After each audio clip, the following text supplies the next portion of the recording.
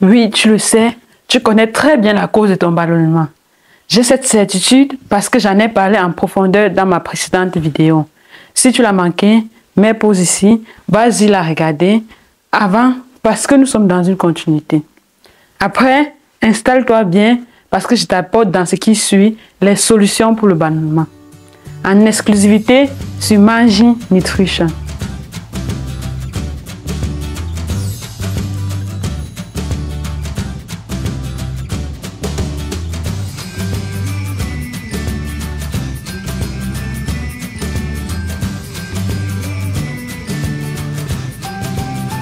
Bonjour mon idéaliste, je suis Cyriane Madon, ta conseillère en nutrition tropicale, spécialiste du ventre plat pour les femmes minces ayant un ventre ballonné, toujours à la recherche de sa perfection physique et je t'amène dans mon voyage.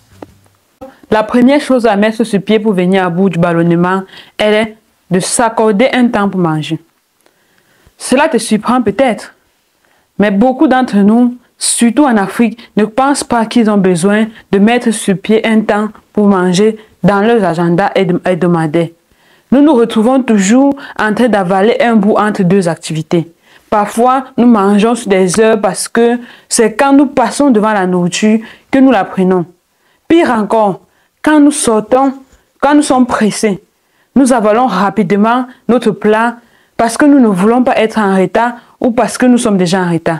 Cette pratique est très mauvaise parce qu'en mangeant à la hâte, nous avalons de l'air qui produit des gaz dans notre estomac, d'où le ballonnement. Chers idéalistes, je t'invite à partir de ce jour à prendre la peine de t'asseoir, de manger et de savourer, de manger lentement et de bien mastiquer tes aliments. C'est très facile pour les gens qui aiment manger, comme moi. Cela te permet aussi à être attentif à ce que tu manges et te donne l'opportunité de découvrir quel aliment est mal accueilli par ton organisme et de le conseiller moins à moins. Parce qu'à force d'avaler n'importe quoi, sans attention, tu ne peux rien remarquer. Par exemple, tu peux être intolérante au lait et aux produits laitiers. Mais parce que tu prends toujours ton petit déjeuner en courant, tu ne pourras pas remarquer que tu es plus ballonné le jour où le lait est au rendez-vous. La deuxième résolution à prendre si tu veux te débarrasser du ballonnement est d'éliminer définitivement les boissons gazeuses de ton alimentation ou de réduire drastiquement leur consommation.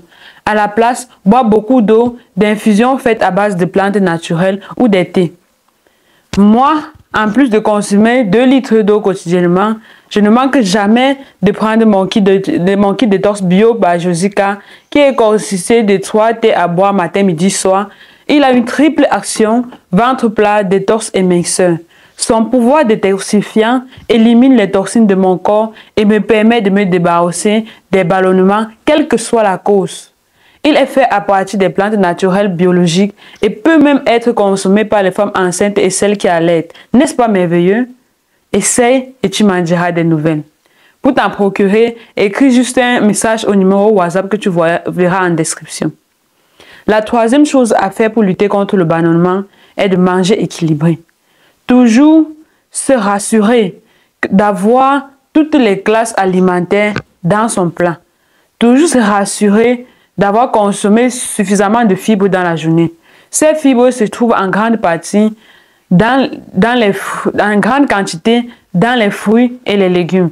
Ce serait un bon début de se dire, je ne finirai plus une journée sans avoir consommé un fruit. La quatrième résolution à prendre pour combattre le ballonnement est de pratiquer une activité physique. Décide-toi à bouger au moins 30 minutes chaque jour, même si ce n'est qu'une simple marche. Lorsque tu bouges et que tu fais des exercices, cela stimule le mouvement de tes intestins. Cela peut aider à déplacer les aliments et les gaz à travers ton système digestif, évitant ainsi l'accumulation excessive de gaz, de matière fécale et les sensations de gonflement. Permets-moi de finir ces propos en insistant sur ce point. Bois beaucoup d'eau. S'il le faut, mets un réveil sur ton téléphone pour te le rappeler. Alors, dis-moi en commentaire quelle résolution tu mets déjà en pratique pour éviter ou pour te débarrasser du ballonnement. Parmi toutes celles que j'ai citées, quelle solution te paraît la plus difficile à mettre sur pied et pourquoi? Si tu appliques déjà tous ces conseils et que tu n'obtiens pas toujours de résultats, n'hésite pas, contacte-moi sur WhatsApp ou par email pour que je t'aide à mettre le doigt sur ce qui ne va pas.